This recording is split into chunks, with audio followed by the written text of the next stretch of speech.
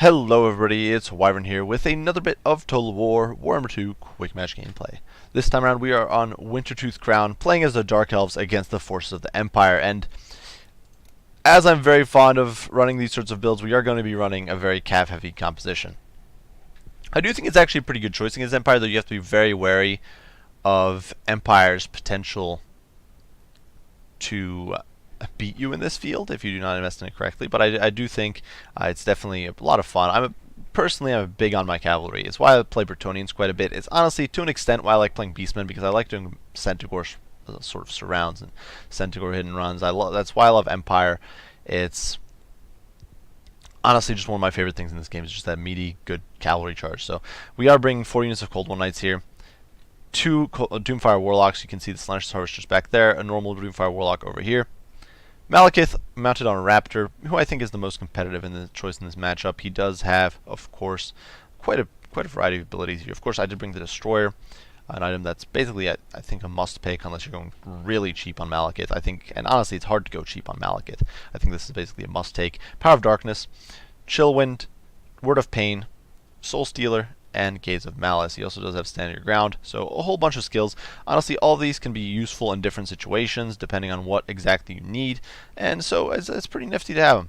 Front line here, dirt cheap, a mix of Bleak Sword, Sisters of Slaughter, and Blackrock Corsairs. These guys, if my opponent goes super cheap on the front line, which you sometimes do see from Empire, you'll see, say, a horde of Spearmen, just to bog you down and buy the cav time to do their work.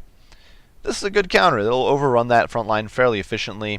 They won't take too many losses. If your opponent goes more elite, they are strong enough to hold for at least for a little while against something like, say, Great Swords. And that is basically it. There's not much else to say here. This is a pretty straightforward blunt comp. You can see my deployment here, basically figuring that if my opponent, sometimes you'll see people take Outriders and they'll deploy them somewhere like on the flank here. There might be a Zintler's Reichsguard in there as well. Usually that's the kind of classic guard unit. But I figured, you know what, we might be ready to sort of spring an ambush if my opponent gets a little greedy. And if my opponent tries to push in from the flanks, we can also get potentially a jump on him. Furthermore, of course, if my opponent had brought some artillery, you can obviously just swing in from the flanks and all that sort of stuff. So regardless, my opponent here going in with a mix of heavy cav. He does have some Reichsguard, which I think are a great choice. 2 Witch Hunters, going for a very heavy goon squad, though. No Balthazar Geld. He actually brought an Archlector, and if we quickly gloss over the Archlector's abilities, I'm not entirely sure why the game's lagging a little bit. It's a little odd, but regardless. Archlector here does have the Grand Hammer of Sigmar. He's got Grand Shield of Faith, Grand Soulfire, so everything's grand and dandy over here. But of course, he's a very tough nut to crack. He's got very solid melee defense. He's got respectable armor, respectable weapon strength. Not great charge bonus or armor, but or HP pool or melee attack. But honestly, he's decent. He can hold, and he's fairly cheap. 2 units of 2 Witch Hunters here, both just with Accusation, can do a lot of damage to Malekith, which is definitely something I have to be very wary of. Frontline mix of Swordsmen, Flagellants, Sigmar Sons, so a bit of Unbreakable in there. Definitely able to thrash my front line for most part, though the Sisters of Slaughter will probably give a good account of themselves. Some Spearmen, and then finally 2 units of Greatswords. So very heavy infantry contingent, backed by 2 crossbows. Now, interestingly enough, no caster, but you can definitely sometimes pull it off. Essentially, the Witch Hunters are casters in their own right. It's just that they've got a bound Spirit Leech, essentially. But we'll definitely see how it goes. Now, immediately we are pushing in. You can see, unfortunately, due to the terrain here, we are getting a bit of a split. You can see my Bleak Swords over there getting separated from the Blackrock Corsairs and the main blob over here. But immediately Malekith does dive in. He's going to do a little bit of damage. And the Sisters, you know, they're pushing in. Unfortunately, they are getting pounded by the crossbows. Over here, though, we are playing a little bit of sneakiness. So one of the things you always want to be on the lookout for, if you're decent with micro, or if you've got good map awareness, is always looking for opportunities to bait your opponent into bad situations. So here, with my opponent having all his cav on the flank, I was trying to bait my opponent in with these Doomfire Warlocks, pulling back towards my line, slowly but surely drawing these guys in. And Empire Heavy Cav, of course, is very slow. They've only got 66 speed. Even Knights of the Blazing Sun only have 72. So a bit of a miscalculation here on my part. I didn't turn the Doomfire Warlocks around and move fast enough, but Cold One Knights are loose, and they are coming. They are hungry. They are hungering for the kill. So immediately we are going to start hitting these guys with some debuffs. Soulblight goes down a little too late. We definitely took a pounding on that charge, but you know what? It's okay. Over here we do get wrapped up by another unit of Reichsguard. And our Blackrock Corsairs will go down eventually just to that withering fire from the crossbows. But the backline is compromised. The Slaash Harvesters are in there and doing their dirty work. And in the meantime, here in the flank, the Reichsguard is going to get piled into. And of course, Doomfire Warlocks.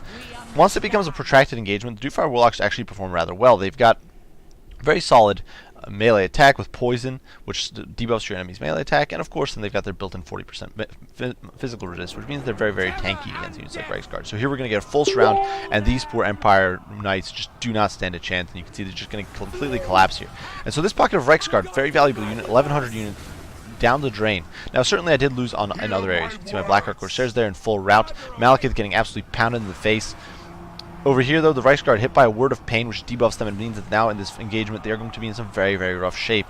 In the meantime over here, the Slaanesh Harvester shrugging off the spears and massacring the crossbows. One of the important things to keep in mind is that with that 40% resist, as well as poison, and of course these guys do have splash attacks as far as I'm aware, means that Spearmen are not going to be doing very much to you, despite your low melee defense and non-existent armor. So we are able to rout the second unit of crossbows, which now means my opponent has no real firepower here in the back line. And in the meantime, the Cold War Knights are going to collapse here on the Greatswords and really start putting a dent in them. My opponent's spear is just out of position, not ready to flex, and you can see the Greatswords, although they do have decent melee defense compared to the pitiful melee attack of the Cold War Knights, with our Murderous Prowess active right now, we are definitely able to cleave through them, especially on the charge, and the Greatswords, of course, are not unbreakable, so they will start wavering and falling apart. In the meantime, in the backline, Malekith barely sort of sticking around, largely thanks to Soul Stealer, but now he's being hit by the second round of accusations, which is doing a lot of damage. But we are sort of able to bog down these Witch Hunters in melee. You can see Malekith just biting that guy for like a quarter of his health. There's so much damage going down. And the Slaanesh Harvester in here, and they're definitely going to be melting these guys with their cotton candy bursts. You can see the Witch Hunter over here not holding up all that well, though. Definitely my opponent trying to take some pot shots at Malekith, trying to force him off. Elsewhere, here in the pits, you can see the Tattersalls and the Spearmen pushing into my Cat Mob, but you know what?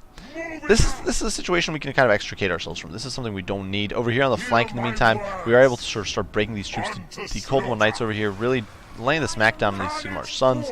The Spearmen, unfortunately, kind of dragging them in through the muck, but you know, we're going to be able to disentangle ourselves a little bit, definitely fight our way clear, and we're in a decent spot at this point. You can see the balance of power shifting in my favor. The one big threat still being that, of course, if Malekith gets sniped, the Witch Hunters could still perhaps bring this back. And there are still some troops rallying. You can see my opponent has some unbreakable troops over there. The Reiksguard launching a charge here, going in against these Cold War Knights, but honestly, that's not where they want to be in life. The Cold War Knights will rampage pretty shortly, but by then it's going to be too little too late. The Reiksguard is just going to get dumpstered. You can see these guys finally do rampage, but the Reiksguard is just taking way too many casualties, getting charged by that second unit of rampaging Cold War Knights, and they're just going to break. And Cold War Knights do have decent enough melee, or they've got decent enough armor to hold up to these non-AP infantry while they're rampaging. Elsewhere on the field, you can see the Cotton Candy Boys have crushed the Arch-Lector pretty decisively. You can see he's down 56 HP, so we're just going to swarm around him, sharing the bad word there of the Slaanesh cult of the Dark Elves, and he is going to die. So with that loss, my opponent was really in a bad spot now. He is going to try to he's not going to give up just yet. He's going to try to snipe Malekith here, but Malekith's on the run. We are chasing after these crossbows, trying to outrun the Witch Hunter, who of course does have fairly short range of 90, though he is able to fire on the move, but we really don't want Malekith to get sniped down right now. That would be pretty bad, so we're going to focus on the crossbow. In the meantime, elsewhere in the pits, you can see Sigmar's Sons getting whittled down. The swordsmen have basically broken, the spears are breaking, and at this point my opponent's army is simply going to start suffering army losses. Certainly there are some troops still around fighting. My opponent did have quite a few unbreakable units, but as army losses kick in, my opponent is simply going to call it a day and GG out. So, a very fun match, very quick and fast-paced and heavy cav-centric, a lot of stuff going down. I do apologize for the lag. I'm not entirely sure why that was happening. I don't know. I wasn't having lag when I was casting other matches recently, so not sure why, but I did try to restart the video and it's still throwing up lag. Not sure. Might be something with the map. Regardless, looking at the lineup and the results, essentially it's what you would expect. My opponent went very heavy on his infantry corps. Now, personally, I'm not a big fan of going super heavy on your infantry corps against Dark Elves. I think it's usually better to rely on your heavy cav, because that is really your advantage, especially if you bring debuffs. You can equalize the fight against Cold War Knights, even with cheaper cav like Reiksguard or Knights of Blazing Sun.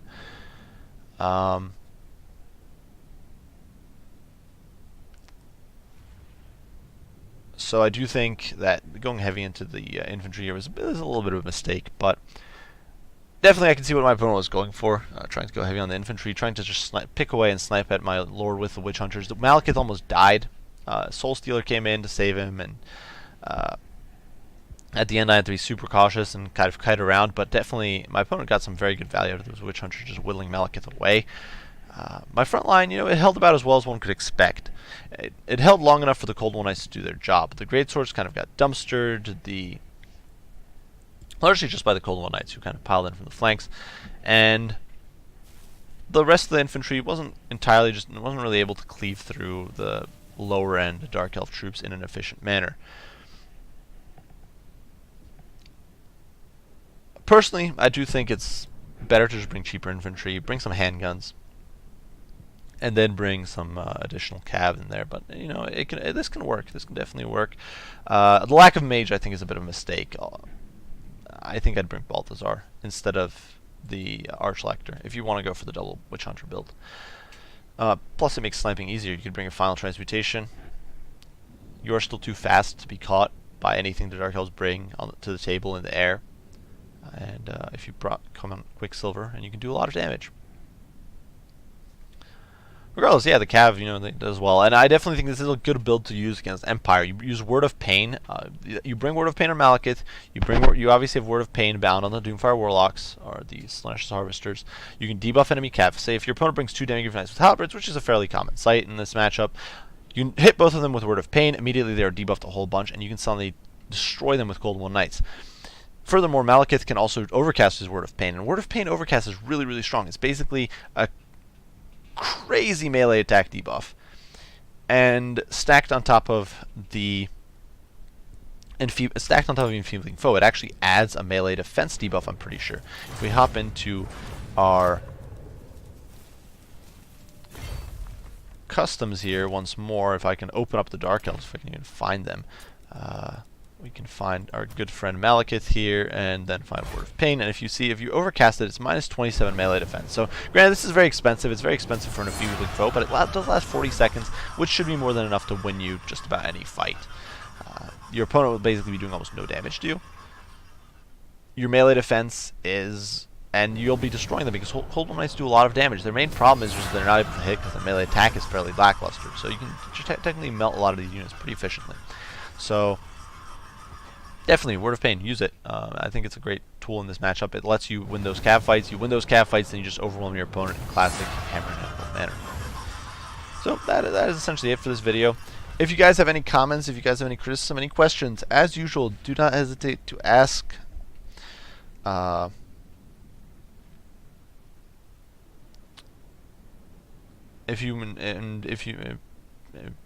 do my best to respond as soon as I can. If you have any, if you enjoy the video, if you like this content that I keep putting out, be sure to leave a like and subscribe down below. Every bit of support does help, and as usual, guys, I really do appreciate you all for watching, and I will see you all in the next one. Wyvern out.